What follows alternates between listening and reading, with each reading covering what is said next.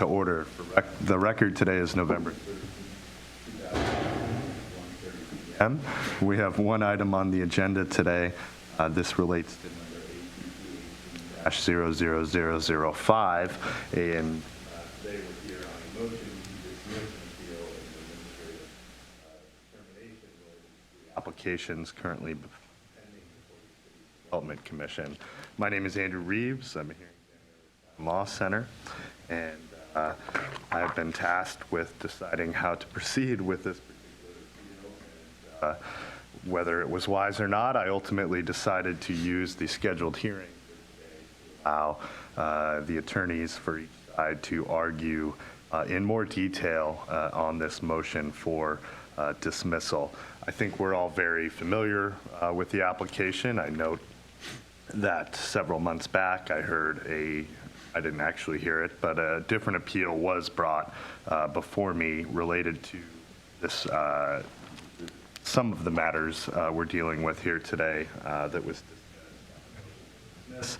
So I'm well familiar with the property and some of the issues that have been brought forward.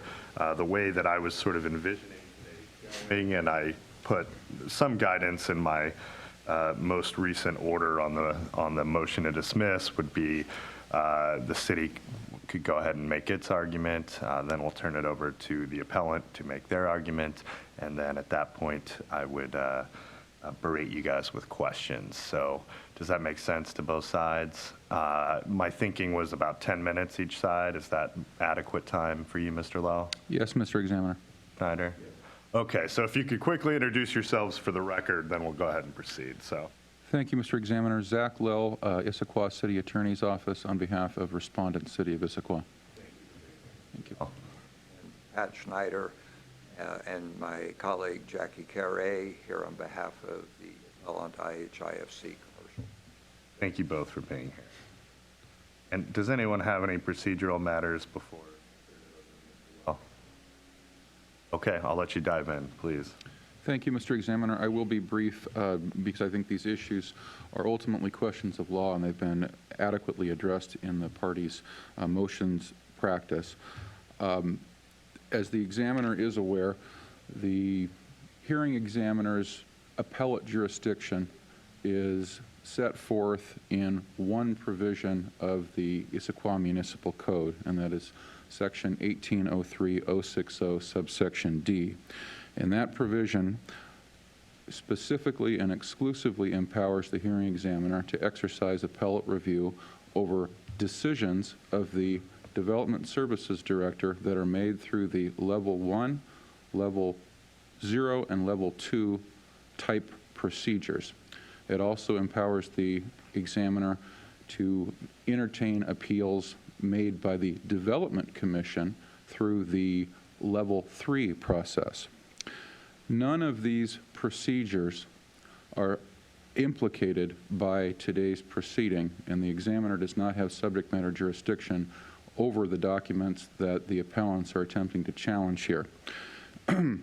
It is, I think, largely self-evident that the staff reports in question, the September 17, 2018 staff reports, were prepared as an adjunct, preliminary, and ancillary preface statement to the final decision that will ultimately be rendered on IHIFC's site development permit and administrative site development permit applications. Those staff reports did not purport to render a final appealable decision, and as the declaration from Mr. Niven attached to the city's motion indicates, the city did not follow a Level 0, Level 1, or Level 2 review procedure in processing those staff reports. Instead, the staff reports were prepared as part of, a preliminary part of, the Level 3 process, which will ultimately culminate in final decisions being made by the Development Commission. When those final decisions are ultimately made, and I think that we can reasonably anticipate that that will occur within the next month or so, at that point the examiner would have appellate jurisdiction over the Development Commission's final decision under IMC 1803-060. As indicated in the city's motion, nothing in the IMC supports the exercise of jurisdiction over the staff reports at issue here. Particularly, I would respectfully direct the examiner's attention to the lengthy enumeration of process-type actions for the Level 0, Level 1, and Level 2 review procedures that are codified at IMC 1804-290 through 1804-400. A vesting determination, much less a staff report, is not listed in any of those project types. The code simply does not contemplate that a staff report or a vesting determination under IMC 1801-050C will or can be independently appealable. Again, the final decision in this case will be made by the Development Commission. I would also respectfully direct the examiner's attention to the section of the city's code that actually defines and contextualizes the term of art of decision, and that is IMC 1804-220. A decision under the city's code is one that approves with conditions or denies a requested permit application, and that simply did not occur here. The permit applications have not been ruled on in any definitive way. That will again occur only after the Development Commission has completed its pending open public record hearing and renders its final decision. Again, going back to Mr. Niven's declaration, he clarified that he did not follow any of the process type procedures for Level 0, Level 1, or Level 2 review. He did not accept an application specific to a vesting determination. He did not route the application materials internally and solicit comment from other relevant staff members. And most significantly, he did not issue a notice of decision. Nothing in the staff reports being challenged here today purport to be a notice of decision. Instead, they provide an advisory recommendation regarding how the Development Commission should ultimately rule on the underlying permit requests. And I think, in conclusion, Mr. Examiner, what is at issue here and what is implicated by the arguments between the parties is a very well-established divide in land use and administrative law between final appealable decisions on one hand and interlocutory decisions on the other. Nothing in the Issaquah Municipal Code and very little in state law allows an interlocutory action to be independently appealed. The entire thrust of administrative law and land use law and the City of Issaquah's relevant municipal code sections require an allegedly aggrieved party to wait until a final decision has been rendered on the underlying permit application and then to appeal that in toto. In closing, I would simply note, as we did in our motion, that this is an almost identical issue to the one that the examiner addressed arising out of IHIFC's attempted appeal of Mr. Niven's April 4th, 2018 letter. The examiner correctly dismissed that appeal for lack of jurisdiction. It concluded correctly that not every action of a local administrative official is necessarily subject to an independent appeal review procedure. And the same theory, the same rule of law applies fully in this instance. For that reason, we respectfully ask that the examiner enter an order dismissing this appeal for lack of jurisdiction. Thank you, Mr. Lowe. Thank you. Mr. Examiner, I'd like to begin by handing out for everyone's convenience a copy of the central portion of the development agreement at issue and a copy of Appendix L. I have copies for Mr. L and Mr. L. No, thank you.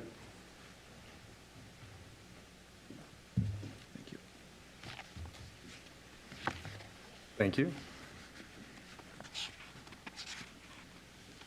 So, Mr. Examiner, you can see that I have tabbed two sections of the development agreement itself, and if I could, and I've then highlighted where those tabs are, and just to, again, remind you what we're talking about. The first tab, first highlighted section is 3.23 vesting, and specifically subsection 3.23.2, titled After Build-Out, that says the development standards, and please note that development standards is capitalized, it's a defined term, shall continue to apply, and the rest of it. If you turn to the second tab, you will see the definition of development standards. And it specifically includes the appendices to the development agreement. Appendix L, the second document I handed out, is one of those appendices that sets forth the process. So if by the explicit terms of the development agreement, if one vests to it, one vests to process as well as to the substantive regulations. The city has acted consistently with that, as demonstrated in the declaration of Tia Heim, and Ms. Heim is here today together with Gary Young, one of the principals of IHIFC. The evidence before you is that the department has treated Polygon as vested to both process and substance. That's entirely consistent with the development agreement, which says that the development standards include the processes in Appendix L. Mr. Niven has not just decided which code applies, and a decision about which code applies is necessarily a code interpretation. He has implemented that decision. He's implemented it in two ways. First of all, by recommending to the Development Commission that they deny the application because it isn't consistent with the replacement regulations. We agree it's not consistent. It can't be made consistent. The other way in which he has implemented his decision is by sending it to the Development Commission in the first place. Again, as demonstrated in Ms. Heim's declaration, this would not go to the Development Commission under the Appendix L to the development agreement. So the decision has been made, it's been implemented. There's no question it's a final decision. And we have brought a timely appeal under the city code to that final decision that has been made. Now, Mr. Lell talked about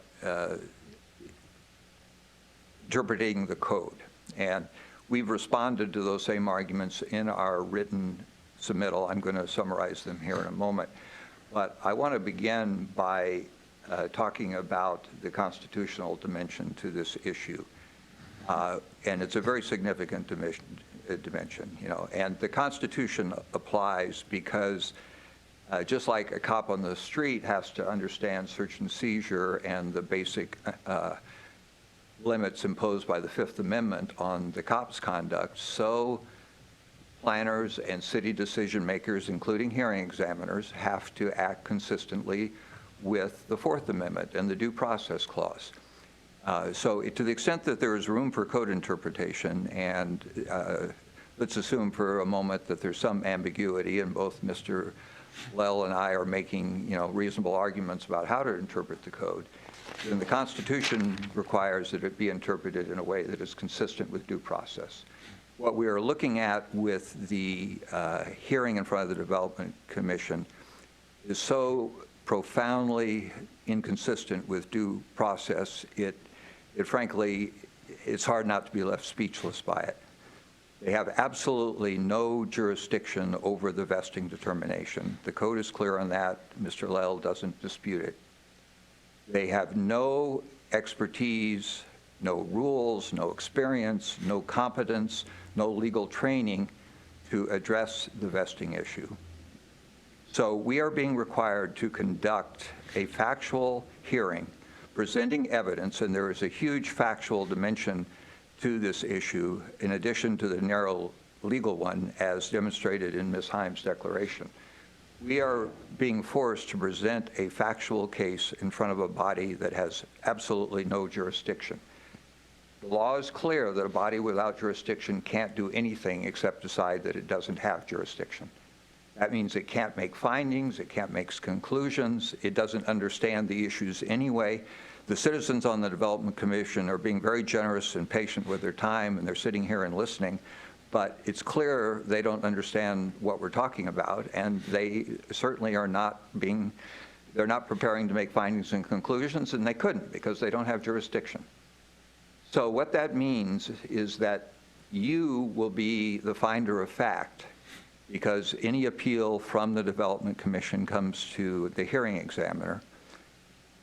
But you will be forced to make findings of fact and judge the credibility of witnesses on a written record. You will not have seen the witnesses, you will not have heard their demeanor, unless you're going to watch the entire tape of the proceeding.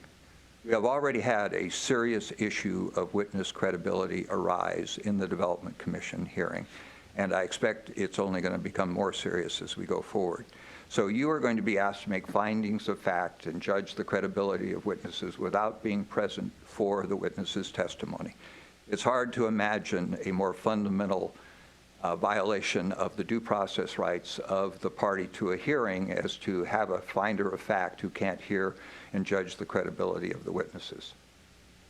So to the extent that there is any room for 2 points of view about what the code requires, I believe, and I earnestly urge the hearing examiner to resolve this issue in favor of due process. And I take exception to Mr. Lell's prediction. Mine's no more accurate than his, perhaps, but he said he expects the Development Commission to make a decision in the next month or so. I think that is unrealistically optimistic. We haven't even gotten past the first witness, and we have hours of testimony to put on about the factual dimension to this case. So I think it's unlikely that we're going to have any get done in front of the Development Commission until after the first of the year. Highly unlikely. So again, we have months of delay in order to present a factual case to a body without any jurisdiction and any ability to make findings and conclusions. That cannot comport with due process. And so I urge you to review the technical legal issues in light of that overriding consideration here. Whereas if you deny the motion to dismiss and accept jurisdiction, we will be able to put on a much more efficient case in front of you, and you will see and hear and be able to judge the credibility of the witnesses. Now, on the issue of the technical issue of the code, Mr. Lell's discussion this morning, I think, ignores 1804-250-1, which is the table of administrative decisions. And I believe your decision dismissing the earlier appeal on the grounds that no decision had been made recognized that there is room for appeal of administrative decisions in addition to the level 0 through whatever provisions in the code. This has to be one of those administratively appealable determinations. There's no question it's been made. The staff report says it's an administrative determination. As I said, it's been implemented in 2 different ways. It's clearly final. It's a code interpretation of necessity. You can't decide which code applies without interpreting the code. Mr. Niven has clearly interpreted the Development Commission or the Development Agreement as to not confer vested rights on our applications, at least. That is a code interpretation. The only body under the code that can hear that appeal is the hearing examiner.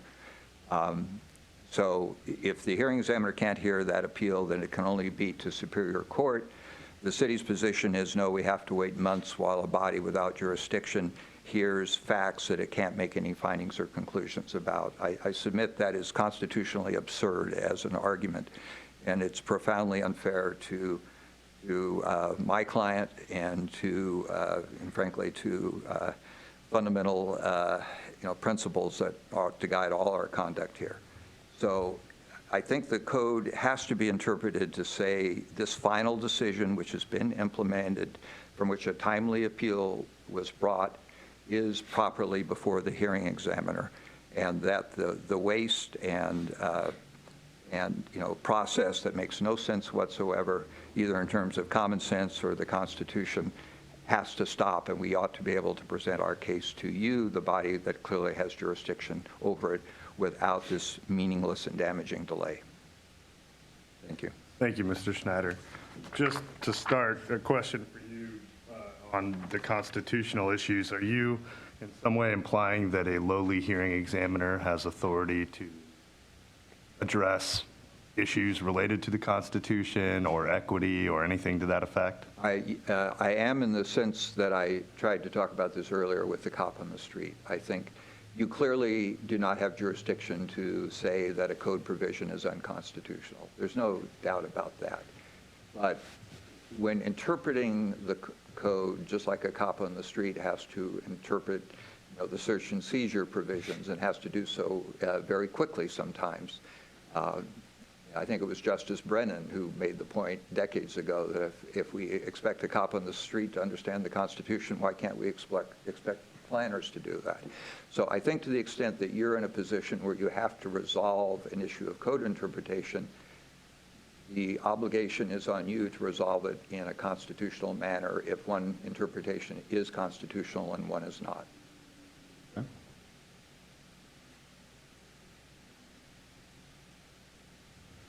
So, more specific then to sort of the underlying issue here, being that your client and the city have a fundamental disagreement about which set of rules apply. Accurate? Yes. So you provided Appendix L, you provided the development agreement. I'm already well familiar with both documents from the last go-round. Ultimately, is this then a dispute on how to interpret language in this agreement? It certainly is that, but it's more than that, because there's the factual history here of the city interpreting it one way at one point in time and then another way at another point in time. There are the representations that were made. There's also the replacement regulation, the ordinance that became effective in March. And at some points in time, the city has taken the position that rights vested under the development agreement, but they were taken away by that ordinance. And I think that that argument is, fundamentally inconsistent with state law regarding the retroactive application of ordinances and the fact they cannot take away rights that vested by the retroactive application of an ordinance. So you have not just the interpretation within the four corners of the development agreement, there's also the city's conduct in interpreting and applying it in the past vis-a-vis my client and contemporaneously with other clients such as Polygon. And then you have the effect of the replacement regulations, if any, on the rights that vested under the development agreement. And then there's the whole other issue that we haven't even touched on this morning, which is that we have also submitted a plat application and the site development permits that are the subject of the staff reports to the Development Commission don't deal with the vesting under the plat application. So that is another factual issue that needs to be presented, and why it's impossible for the Development Commission to take evidence on that issue Sure. as well as everything else and make a decision next month. And legally, I mean, that takes us down the Noble Manor hole and Yes. all that. We're not going to get into this second, but I guess more specifically, Mr. Snyder, I sort of touched on this in passing in my previous decision related to that letter from April 4th, but typically if you've got a contract between two parties and there's a dispute over how to interpret that contract, how is that dispute settled? Here, the only reference that I'm aware of anywhere in the development agreement, including Appendix L to the hearing examiner, is that I would hear appeals in this chart on the first page of the appendix related to administrative, actions, essentially. That's about the only place anywhere here that I find a reference to the hearing examiner. So I guess my gut is that a disagreement over how to interpret the agreement itself is a contract dispute that would be not appropriately before the hearing examiner, I wouldn't think. I know that in some development agreements, there is explicit language, that states who decides if there's a contract dispute. Here, there's no such language in multiple provisions within the agreement, at least it would lead me down the path of concluding that this is either going to have to be sorted out by the Superior Court, or, last time there's reference to that provision of the development agreement that leads to jams getting involved, which I don't think would be applicable in these circumstances. But I can't find anything in the development agreement that would lead me to believe, if the fundamental dispute here is the applicability of that development agreement or interpretation of that development agreement, why is it not before Superior Court?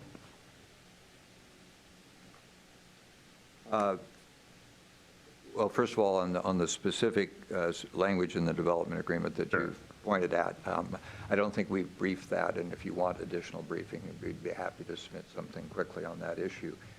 I wasn't planning on asking, and then you submitted these today, and I happen to know them back and forth, so I thought I'd ask about it. So we can entertain whether additional briefing is necessary at the end of today's hearing. But if you want to take a crack at the basic idea of, if both parties are disagreeing on how to interpret this document, who decides ultimately what interpretation should win out? Well, I guess I have a couple of thoughts in Sure. response. One is, the city has implemented a decision that we're not vested by sending us to the Development Commission. So, the city has gone down that path, and we're in a defensive mode trying to respond to the implementation of that decision that's already been made.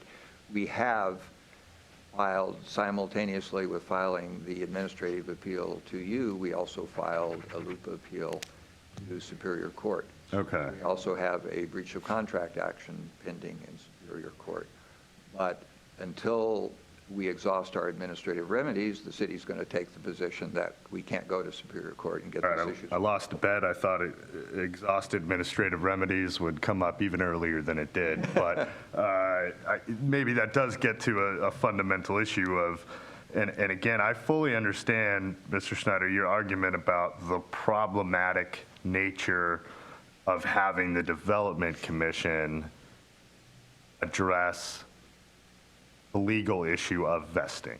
I mean, and further, I understand the argument you've made, which I'm going to have Mr. Lell speak to in a moment, that there's a problem there, even to the extent that my review is a closed record review rather than an open record appeal of that.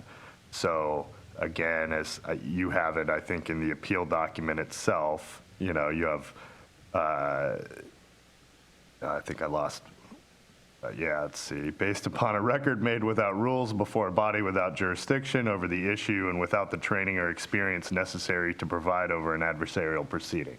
I mean, that's straight from your appeal. That I grant. I guess I'm still stuck at the most sort of fundamental aspect of, if the issues over how to interpret the development agreement, that feels like a contract issue that should be decided by Superior Court. You're now telling me that you do have a loop appeal and a contract dispute appeal pending before Superior Court, and here we're in the administrative exhaustion part of the matter. Go ahead, sorry. And forgive me for interrupting. No. Yes, we can proceed in Superior Court. If you, as the final decision maker of the city on these issues, say there is no administrative appeal of this issue, then we will gear up immediately in Superior Court. But I would just bring up the fact that under the state statute that authorizes development agreements, they are a hybrid. They are both a contract and they're an exercise of the police power of the local jurisdiction, that they have to be approved by the city council after a hearing approved. So we are dealing with the development agreement wears two hats. It's a contract, but it's also a development regulation, a GMA authorized development regulation. And so, I think that both the parties arguing this issue and the hearing examiner making a decision need to be mindful of that. And I don't think we can say it's just one or just the other.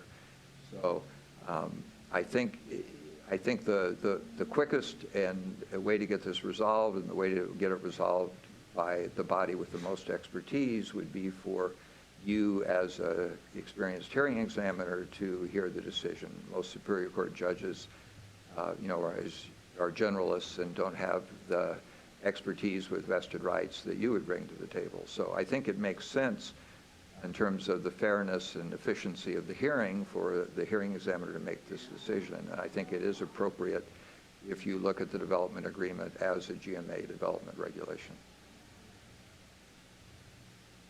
Okay, I'm going to ask one final thing specific to you, Mr. Schneider, and then I will turn it over and grill Mr. Lell.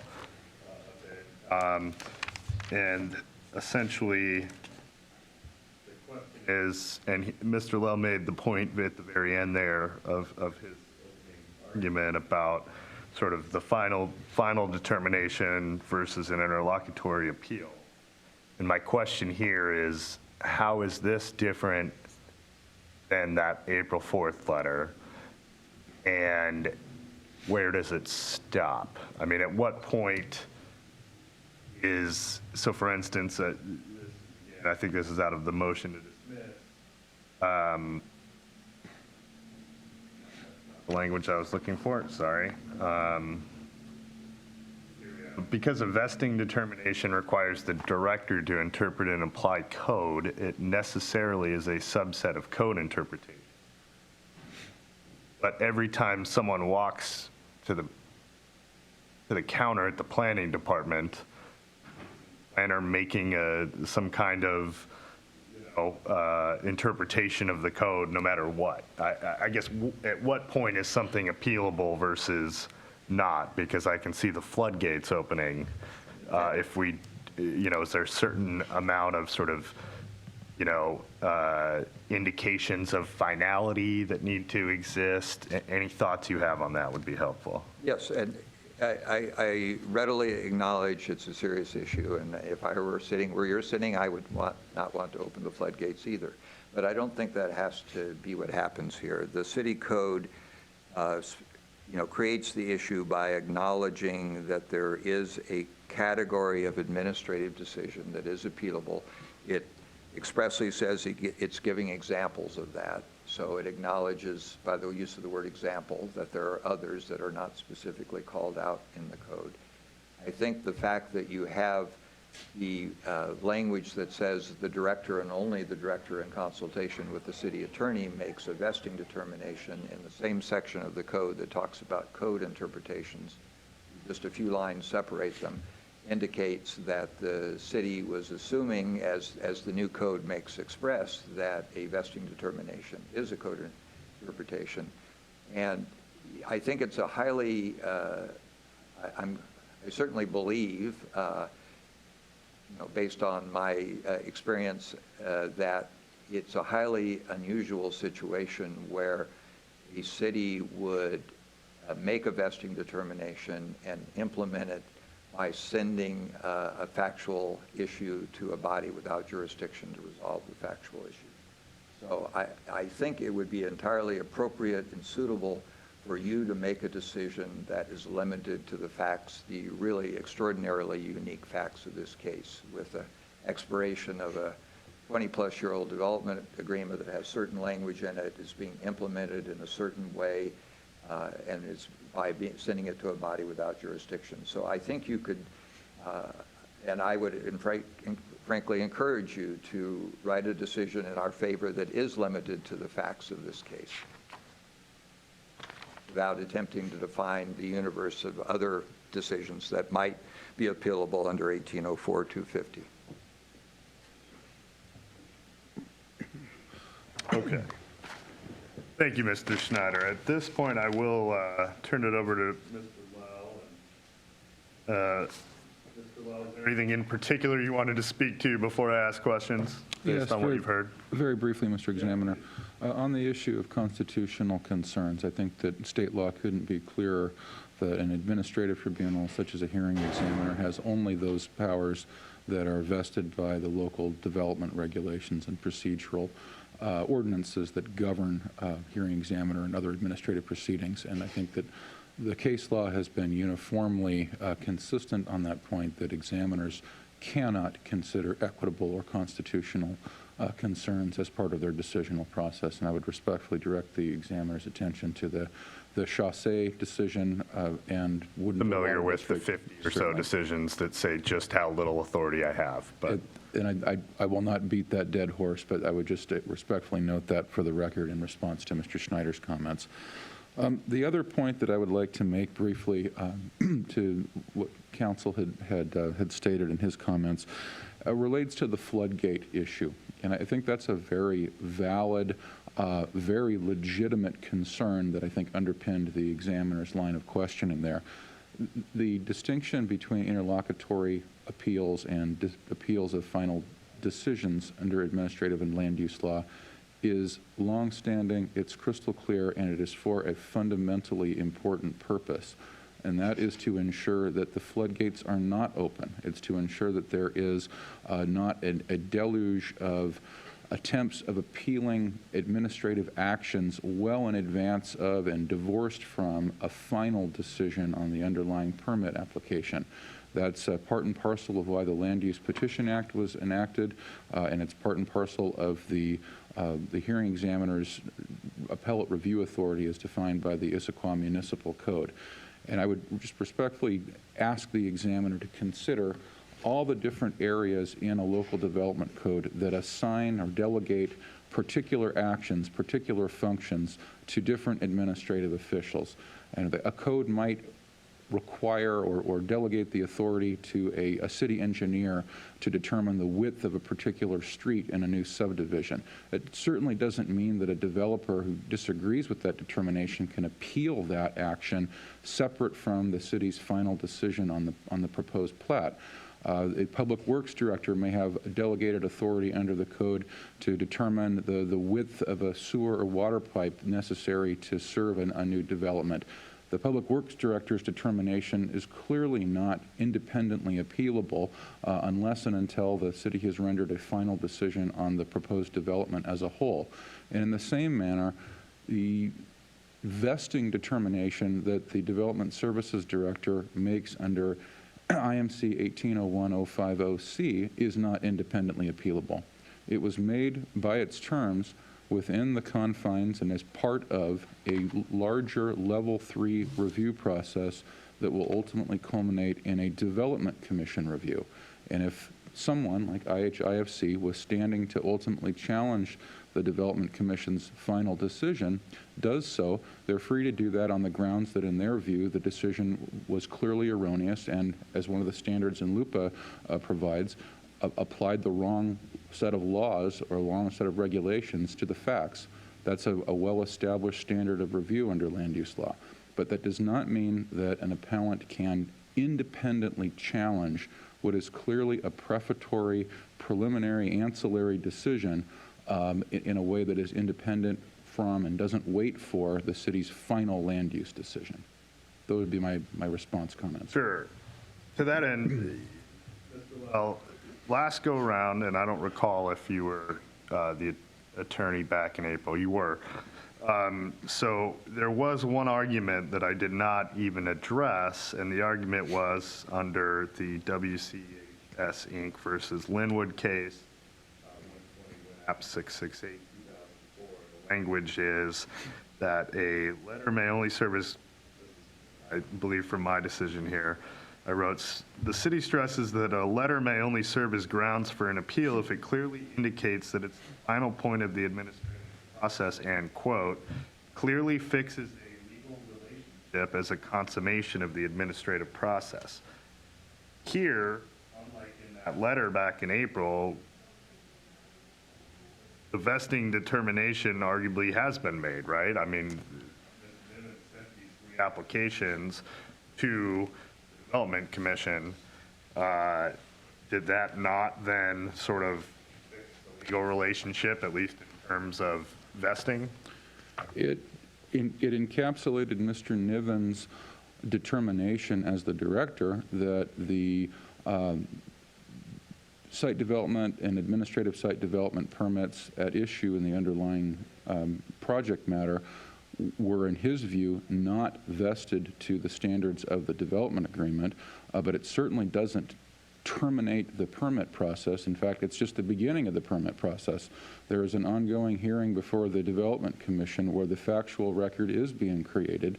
The Development Commission's subject matter jurisdiction to hold that hearing and render a final decision is abundantly clear under the code, and I think I've cited that in the city's motion, but specifically I'd refer your attention to IMC 1819B 270 and IMC 1803 040.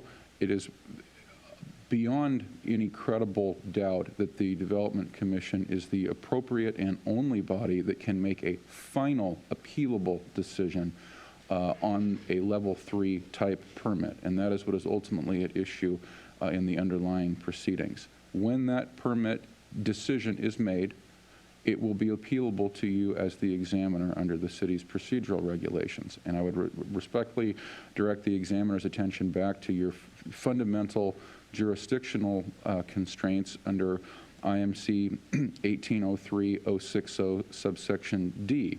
You have authority in your appellate capacity to review all elements of the level 3 process. So that will essentially form the procedural bite at the apple for anyone who wishes to challenge the ultimate conclusion reached by the Development Commission. So the concern that was raised previously about the lack of expertise from the Development Commission, the fact that any hearing on appeal before me related to the applications following review by the Development Commission would be closed record. Nothing to that, no concerns? Well, I would simply note that it's certainly not for an appellant, and with all respect for the hearing examiner, to pass judgment on the qualifications of a particular decisional body to issue a type of decision. That's a function of the Issaquah City Council, and the council has exercised that function by designating the Development Commission as the exclusive decisional authority for level 3 actions. And I would note that the regulatory reform statute, RCW Chapter 3670B, gives cities extremely broad latitude to designate particular decision makers, including examiners, director-level officials, and commissions, and vests them with the ability to make particular types of decisions as defined by the city's regulations. The Issaquah City Council has clearly done that here. So that's a political issue we shouldn't be weighing in on, essentially. I would characterize it as a policy issue rather than a political one. All right, policy issue. I.e., the code is set up a certain way, and that's not a decision that we ought not to be addressing.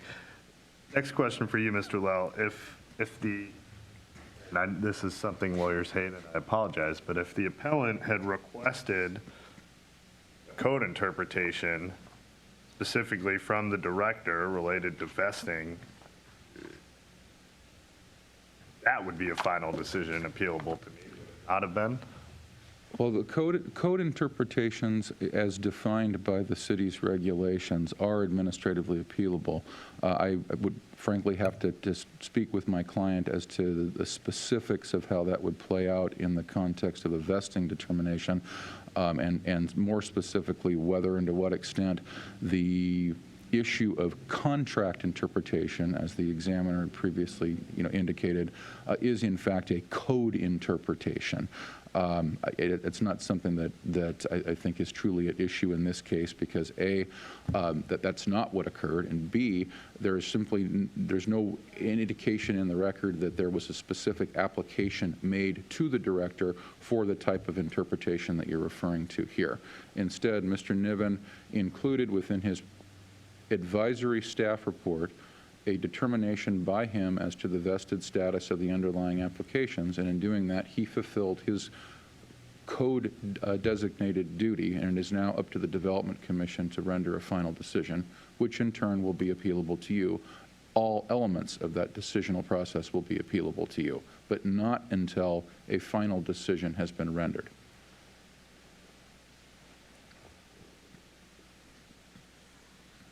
Thank you, Mr. Lowe.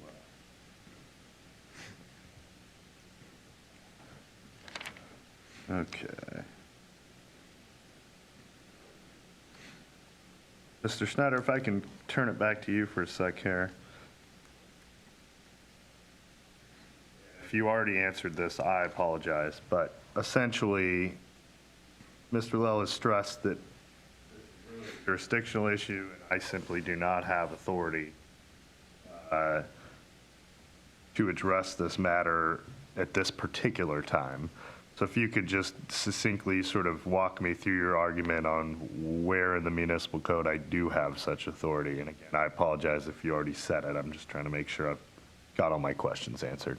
Well, let me begin by saying I think all of Mr. Lell's arguments over the last 5 minutes or so assume that the vesting determination has correctly been made. He's talked about the process of how this has to go to the Development Commission, and then there's a on-the-record appeal from the Development Commission to you.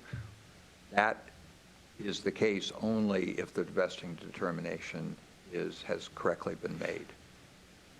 So the issue before you is do you have jurisdiction to decide whether the vesting determination has been correctly made? And I don't think you can assume the outcome of that question in order to decide whether you have jurisdiction. I think that's a hopelessly circular argument. I think the code, again, it's not the best written code in the world. None of them are. No. And I'm not going to rank this one today, but in terms of how it compares to others. But nonetheless, it does say that there are administrative decisions that are appealable that are not specifically enumerated, and I believe your prior decision acknowledged that. So we're in the case of deciding whether I think you clearly have jurisdiction over this issue. I think the facts are extraordinary. I don't think you can assume the outcome of the determination in order to decide whether you have jurisdiction or not.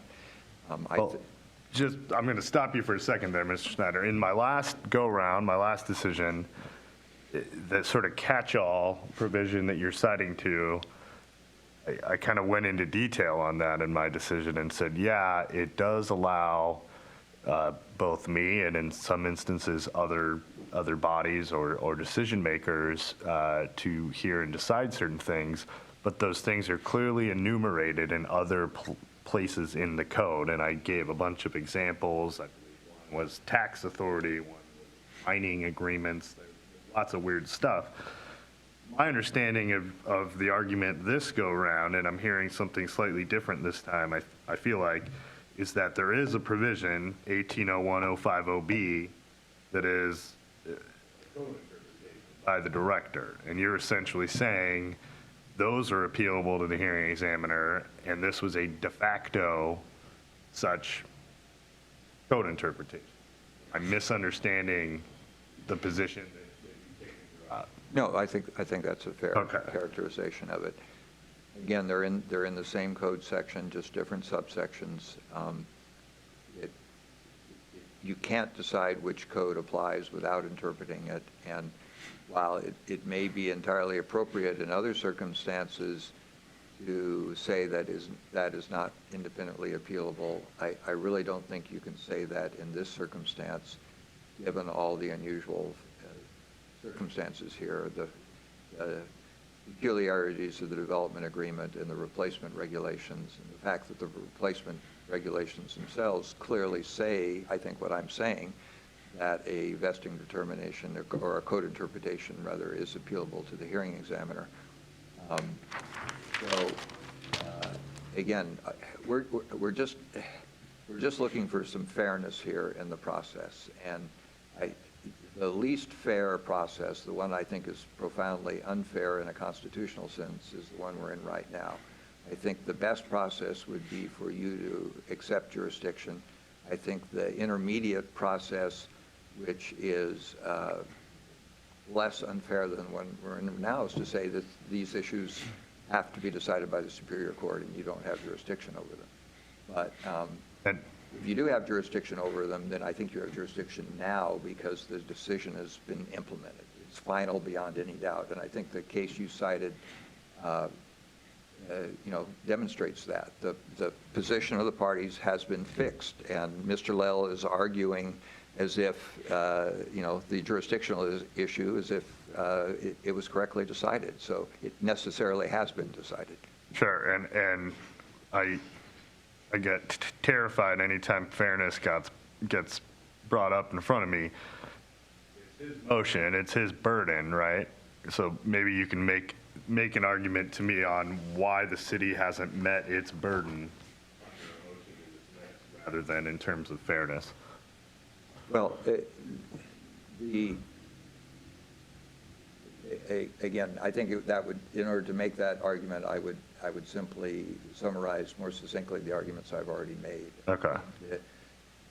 The city, I didn't hear any meaningful response to your question about the process in front of the hearing examiner and whether that makes any sense or not. It clearly doesn't. I've cited to you the in-rate hearing examiner case involving the Brightwater plant, where the Division I of the Court of Appeals said, an appeal is not a remedy for an inarguable lack of jurisdiction.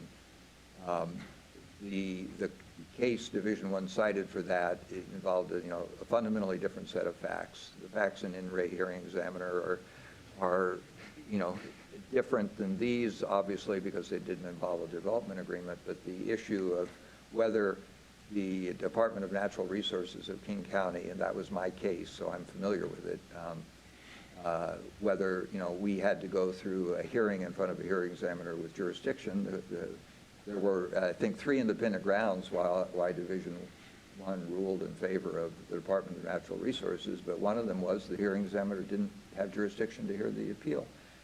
So I think the application of that to this situation is the Development Commission doesn't have jurisdiction to hear the appeal. I think, unless you're prepared to say that vesting determinations are not something the hearing examiner has jurisdiction over, then you do have jurisdiction and the Development Commission doesn't, and making us wait to the conclusion of a process that I am convinced is going to take many more months, be incredibly wasteful, and then require you to review a voluminous transcript, that an appeal is not a remedy for that kind of lack of jurisdiction. And there has been no argument here that I've heard that says that you don't have jurisdiction over the issue at some point. And if you have jurisdiction over it at some point, that point is now, because the decision has been made and implemented.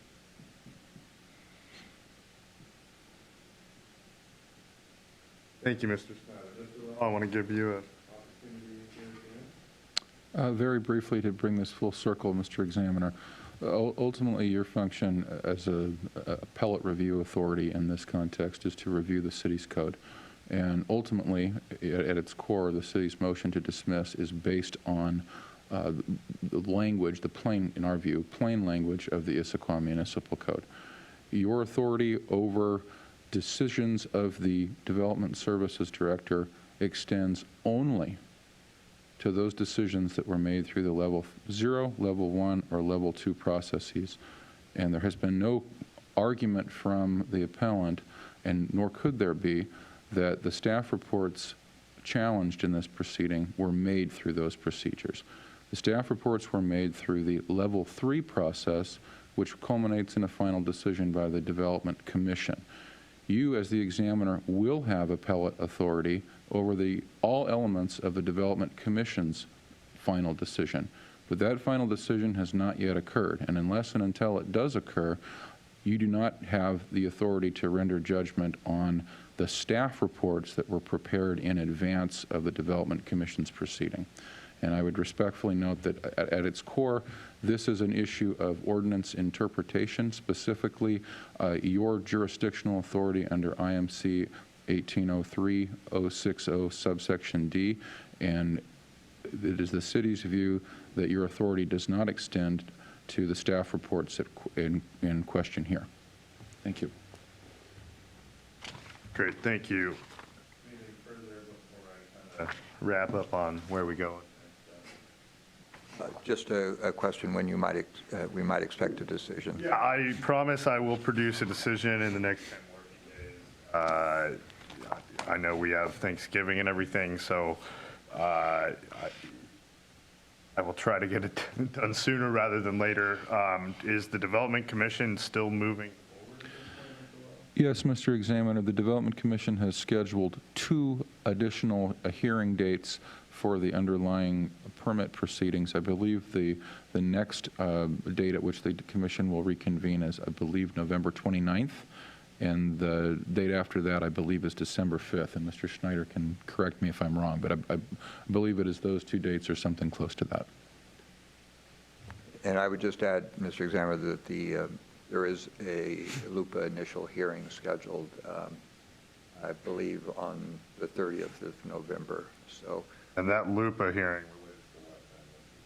do the same determination. Again, we filed a protective appeal.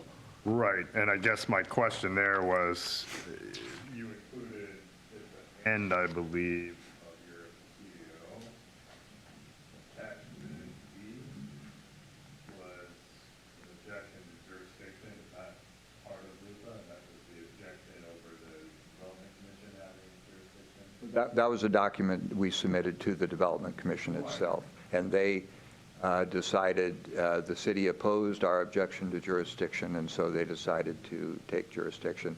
We then withdrew our objection because we're trying to mitigate our damages here by getting a resolution of this issue as quickly as possible. So I made it clear that we were proceeding under protest in front of the Development Commission. If the hearing examiner accepted jurisdiction, we would immediately stop presenting the case in front of the Development Commission and come here. I think the best, Mr. Lell and I have not discussed this, but it doesn't make sense to have the Superior Court, have the initial hearing in Superior Court until we have a decision from the hearing examiner. I would concur with that, and I'd be happy to speak with counsel offline. So we may need to do a stipulated continuance of the initial hearing until we get the decision from you, and then it's all interconnected. Let me put it this way. When do you need my decision by? To avoid extra difficulty. I know, I'm aware I've got the giant boxes of binders. I know you guys have both put a ton of work in, but the final decision on this motion, as it's a dispositive motion, so that we don't run up against other things that are happening, If we're correct that the initial hearing is the 30th, and it is, Jackie showed me the schedule, then any motions brought for the initial hearing would need to be brought, 6 working days ahead of time, but we have Thanksgiving in there, so it basically can't be done. It means that any motions would have to be brought by the end of this week. So I know you can't do a decision that quickly. No. So I think we'll have to agree on it. It sounds like we're in agreement. We should continue it for perhaps 30 or 60 days. I would concur with that, and I will be happy to work with the appellant to do that. I think that makes sense. And Okay. I certainly am conscious of working during the Thanksgiving holiday, so Right. if we have no objection as long as we can come to some type of an agreement regarding the stipulation on the initial hearing date. Okay, so for my purposes, in my decision on the order, what did I title that as? Sorry. Too many documents in front of me now. My order on the city's motion to dismiss, I believe I noted that I would produce a decision within 10 business days. I'm not yet hearing, does it need to be quicker than that? Or I can certainly try. If you give me a date certain, that would be helpful. Pat?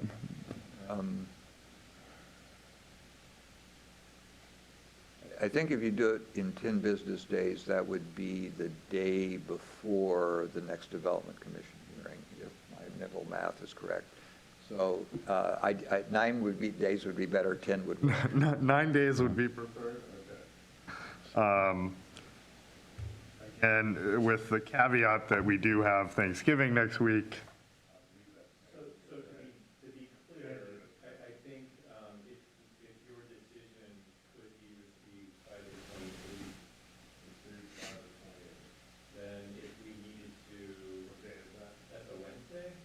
Yes, I can absolutely do that. 29th is the next DC meeting, and that would allow us to potentially get a break from that if that was ultimately what needed to happen. Correct. All right, I'm going to make every effort to get it to everyone by Monday, the 26th. It might be the next day, but I will shoot to have it no later than Monday. Hopefully that helps. Thank you. Thank you. Okay, well, and then again, depending on what I decide, we'll have to coordinate together. If I do not grant the motion to dismiss, obviously some coordination will be needed on how to proceed. Did you have a comment on that, Mr. Lowe? Yes, if we could have, in that event, some type of a pre-hearing conference. That I would just to- agree, at that point, I would definitely agree to figure out some informal process where we can find dates and, all that. That would work fine. So if nobody has anything else, I want to thank everyone for being here. I certainly have a lot to think about. Clearly, both sides were well prepared, and I really do thank you for that. Makes my job a lot harder, but I will do my best. So with that, I'll go ahead and close the record. Thanks, folks. Thank And you. I hope everyone has a great holiday season. Thank you very much.